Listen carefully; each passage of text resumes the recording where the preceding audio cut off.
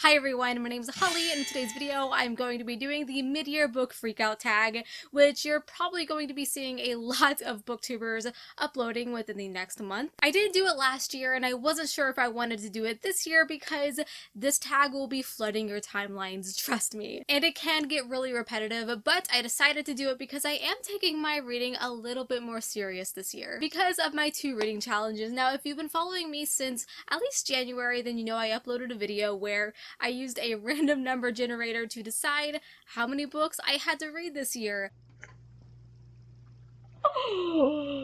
which was 82. I'll update you on that in a minute. And the second challenge is to color back in my shelves. All of my unread books are turned around. So this tag consists of questions concerning all the books that you read so far this year and also your plans for the following months. So concerning my reading challenge, which I've been getting a lot of questions about lately, I have read 33 books out of 82, which isn't bad for me. At the time I'm filming this, I am 2 books behind schedule.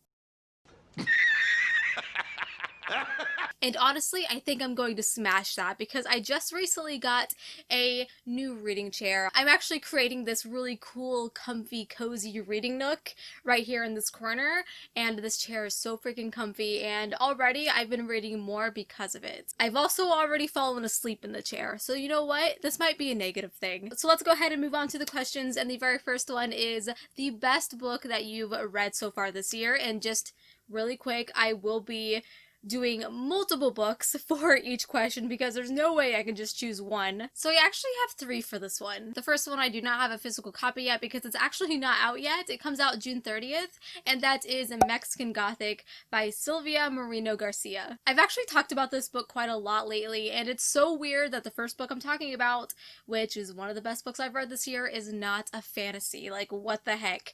If you know me, that's literally all I read. But this is actually a supernatural thriller book, and honestly, it freaking blew my mind. It is so creepy. It takes place within this Gothic, Mexican, isolated mansion, and it's following a very unlikable character that I feel like most people won't like because she's very kind of stuck up and she thinks she knows everything, but I honestly found her very fitting for the story. But she basically receives a letter from her cousin which states that she needs help. So she goes to this mansion where her cousin is at, and no one mentions this letter, and everyone who is taking care of her cousin because she is sick for some reason is really creepy. It's very creepy, it's very weird, and I just absolutely loved it. The next best book that I read so far this year in 2020 was Along the Razor's Edge by Rob J. Hayes. I really hate calling this author an indie author because it truly feels like he is not. He is already very popular within the SFF community.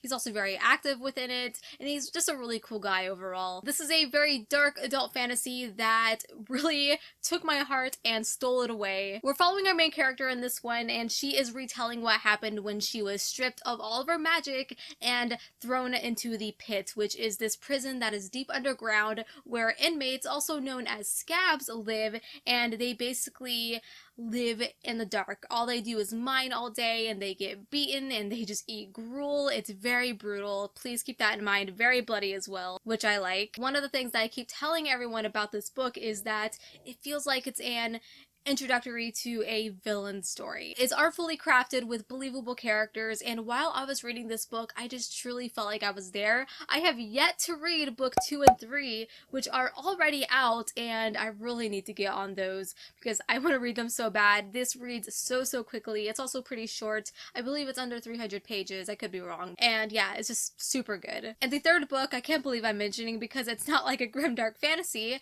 and that is The House in the Cerulean Sea by TJ Klune. Yep, that's right. This very happy-go-lucky book, which totally took me out of my reading slump. It took my depression away. If you're ever feeling stressed and you feel like you need a book that's really going to capture your attention quickly, pick this one up. It's following a 40-year-old man, which was a fantastic change compared to reading a lot of younger characters in books, and his job consists of overseeing magical children in orphanages. Once you meet these children, you will not want to put the book down. They are so freaking adorable, and I don't even care for kids that much. and I loved all 6 of them. They were so fantastic. They each have their individual personalities. It's so goofy and lighthearted, and it's also a queer love story if you are looking for that, so try this one out. The next question is the best sequel that you have read so far, and I have to go with Shortfall by Robert Jackson Bennett. I'm actually really glad that I picked this up when I did. I've actually had the arc in my hand since December, and I just recently picked this up a couple months ago. Why did it take me so freaking long to read it? I don't know, but when I did pick it up, it was just at the right time. I was so ready for a very complex fantasy, and that's exactly what this is. This sequel really delves into the problem that Foundryside created. I feel like Foundryside is mostly a book that set up the world and it shows you what the problem is, and this book deals with that problem. And the third book, holy crap, the way this book ends, it's a major cliffhanger, so be aware of that. With what happens at the end of this book, the world in the third book is going to be so expanded. I am so hyped for it, and also I'm really excited to see the cover. I'm excited to see like the color theme that they're going for the third one. I need it. Question number 3 is you have to name a new release that you want to read but you just haven't yet, and oh my god, so freaking many. If you're new here or just don't like me enough, I upload a new releases video every single month. So if you're looking for a new book, I highly recommend watching those videos. I actually have a playlist full of them, so I'll link that down below for you. So I guess I want to read every single book that I mentioned, which is like 100. I guess I can name a few. So we have Stormblood by Jeremy Saul. I really want to read that one. It's a kind of military sci-fi with lots of aliens. That's what the author told me. There's also Sunshield by Emily B. Martin, which I actually have a physical copy of. I'm not sure where it's at.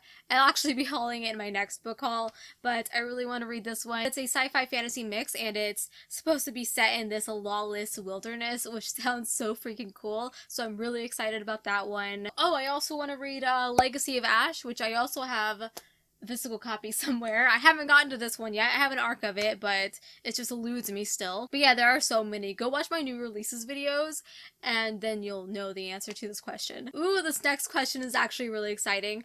Name your most anticipated release for the second half of the year. Okay, I have 3. No, I have 4 actually. Okay, so the first one is absolutely no surprise. Right here. You know what I'm gonna say. The Trouble with Peace by Joe Abercrombie. Oh my gosh, I need this freaking book in my hands. I will read a Joe Abercrombie the moment I get it. Like A Little Hatred, as soon as I got it, man, it was done the next day. But I love Joe Abercrombie so much, and the way A Little Hatred ended, it is so freaking mean, and I need to know the consequences of that action, so we'll definitely be reading this one. Next one is Once and Future Witches by Alex Iharo, which is another author that is absolutely on my auto-buy list. I read and loved the 10,000 Doors of January. It's kind of a portal, almost magical realism fantasy, which I typically don't like magical realism, but that one was a total surprise to me. I did not expect it to be a favorite, so this book I am dying to get my hands on. I also cannot wait for The Fires of Vengeance by Evan Winter. This is the sequel to The Rage of Dragons, which I read last year and absolutely loved. It's a dragon fantasy, obviously, but it's also African inspired, and the writing is so lush and so elegant. And the 4th book that I will be reading the moment I have it is Bone Shard Daughter. Wow, this book sounds so good, and the reviews that are coming out for it, the early reviews, are like 5-star. Patrick from Patrick Reads is comparing this debut to Kings of the Wild, like the epicness of it, and we all know how much I love Kings of the Wild, so I need it. I need it right now, and I need to read it. Coincidentally, all Orbit books that I'm very excited about. No one's surprised. Okay, the 5th question is, name your biggest disappointment. Oof. This could probably be the rest of the video. So I have quite a few, and I've actually been giving books low ratings a lot recently. I've been such a savage. I don't know if quarantine is just making me like less apologetic, but I mean, I'm here for it. Have you seen my last video where I lost like 50 subscribers? Cause come on. But I'm just going to name a couple here. The first one is Fate of the Fallen by Calcade. This one was so freaking disappointing. This is a fantasy that took the chosen one trope and spin it on its head. I'm not going to mention why it's so unique because last time I did that, someone felt that it was a spoiler, so I'm not going to say it. But this one was so freaking clunky. You would be reading a scene and it would end, and then the next chapter you would be in the most random freaking scene ever. Like, where the heck are these characters now? Why is this character like almost dying? Like, you missed so much. It felt like that the whole time I was reading it. It was just a doozy. The next very big disappointment to me was A Witch in Time. The reason why I didn't like it is kind of controversial, but there was a sex scene between a 15-year-old and a 40-year-old man, and it just made me kind of feel icky a little bit. And the whole point of this book is that this couple is cursed, and every single lifetime they die tragically and they have to fall back in love. But that one scene, like, I hated the couple just for that. Like, I hated reading about the characters at all after that, so it was just like an immediate DNF for me. Another one is The Haunting of Hill House by Shirley Jackson. This one is supposedly a horror, and it was totally a comedy to me. I couldn't stop laughing. I compare this to Scary Movie 2. Man, it was freaking comedy jam. And the final really big unpopular opinion disappointment is Mort by Terry Pratchett. Unfortunately, I cannot get into this one.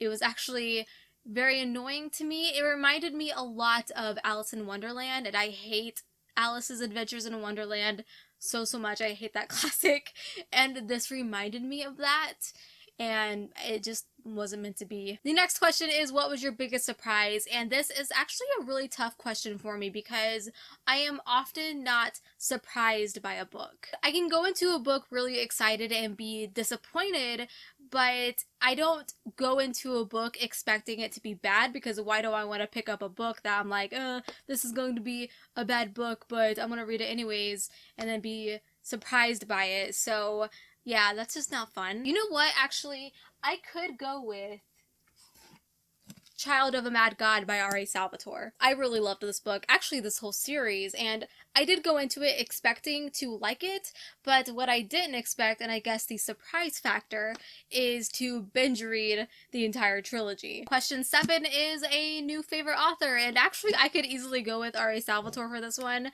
I binge read 3 of his books, so definitely a author I really want to read more of. He does have the Drizzt series, which I'm so interested in. It is like, what, like a 40-book series or something, but I could totally dive into that. Sylvia Garcia is also another one I could easily mention because of Mexican Gothic. I desperately want to read, what is it called? Gods of Jade and Shadow? Is that what it is? Oh yeah, I got that right. Cool. The only thing keeping me wary of it is people mention that, like, it has a lot of romance in it, and I don't like romance, so I'm still gonna read it, trust me. Another one is Rob J. Hayes. Like, basically all the best books I've read this year, the author is definitely high up on my list. I also have another book by this author on my Kindle. I think it's called Never Die, and it sounds right up my alley. The next question is new fictional crush, and this is just isn't something I can relate to. I don't get fictional crushes. Hold on, let me think about this. Wait a second. Actually, oh my goodness, I know a perfect answer for this now. Wayne from Alloy of Law, and the reason I'm choosing him is because he reminds me of my real life boyfriend Darren. So yeah, that's absolutely perfect. Darren is very goofy, kind of outlandish like Wayne, and kind of looks like Wayne a little bit, so perfect. Oh, I did have a good answer for that question.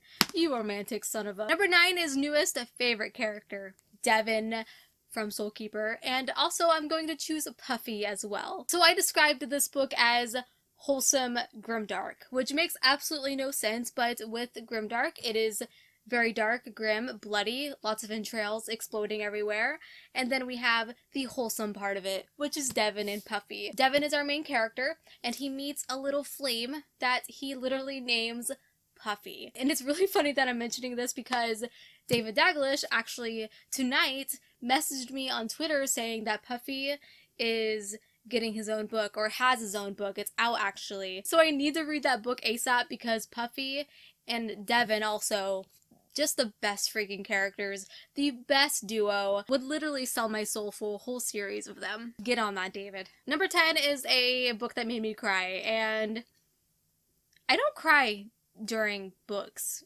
That was a sentence. It's really impossible to make me cry, even say I'm reading an 8-book series and I have a favorite character and that favorite character dies. Like, nothing. No emotion whatsoever. But I can go with a book that made me very sad, and that is The Song of All by Tina LaCount Myers. I can't tell you why because of spoilers, but man, this one hurt. It hurt a lot, and I haven't forgiven it. That's why it's in this naughty corner. The next question is to name a book that made you happy, and I could easily go with The House in the Cerulean Sea by TJ Klune again, but I feel like I've talked about that one enough. Oh, I know a good one. I'm going to go with The Bard's Blade by Brian D. Anderson.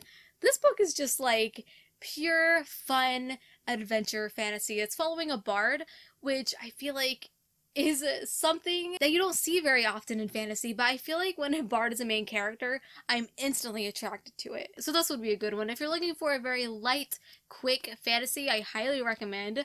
I have the sequel on my Kindle too, so I need to get to it. I need to have like a full month where I just read sequels. Question number 12 is favorite book to movie adaptation that you saw this year, and instead of book to movie, I'm going with TV show, and that's going to be The Witcher. Wow, it's so good. I know one of the biggest complaints is that a lot of people found the timeline to be very disjointed and confusing, and yeah, it kind of is, but for me, it wasn't at all because, I mean, I have read the book, so everything made total sense to me. I didn't find any trouble whatsoever. I thought it was done so perfectly, and now we just need season 2. And number 13 is favorite review that you've written this year, which is kind of funny. A booktuber, answering this question because we normally don't write out reviews. We speak out our review, but I will say I have written a few reviews on Goodreads, and those are like normally new favorites. So for instance, I wrote out a full review for Mexican Gothic, Along the Razor's Edge, and I'll link both of those reviews down below for you if you want to check them out, and then you can add me as a friend on Goodreads. Oh, this next question is just mean. Most beautiful book you bought so far this year? Well, not like I can see them anyways, but I do have a couple in mind, and now I just have to find them. I think one is behind me somewhere. Oh god, I'm never gonna find it. Oh god, I don't know where it's at. This plant needs to get out of my way. Oh, I found it. I knew it was over here. So, Empire of Silence by Christopher Ruccio. I adore this cover so much, and purple is not my favorite color, but there's something about this theme and the use of colors. It's an adult sci-fi that I haven't read, but this cover makes me want to read it. Ooh, I know another one. Where is it? It's right here. Lies of Descent by Troy Carol Butcher. I love this cover. I love covers that tell a story on their own, and this one does. This next question is a funny one. What books do you need to read before the year ends? Yeah, that's the question. Well, other than the new releases that I mentioned earlier in the video, I really don't know. I kind of want to do more random number chooses my TBR videos. I just find them so freaking fun. It's not forgiving whatsoever. It's literally choosing the books I have to read, and it's not really giving me a whole lot of leeway, but they're just really fun to do, and you guys love them, so I want to keep doing them. Oh, and I guess like any book that Orbit publishes, I always want to prioritize, but lately, like actually just this year, I've really been slacking when it comes to Orbit books. Like, what's wrong with me? They're always my favorite. Even though I am currently reading an Orbit book and I'm really enjoying it, Orbit is my favorite publisher, and I just need to read more of the arcs that I'm very grateful to get. Okay, so I believe that is all of the questions. There was a lot. I really hope you guys enjoyed this video. If you did, give it a big thumbs up for me. It helps me out so much. Go ahead and subscribe. I upload videos every single week. Follow me on Instagram at Holly Arts Books and on Twitter at Holly Nees. And until we meet again, happy reading.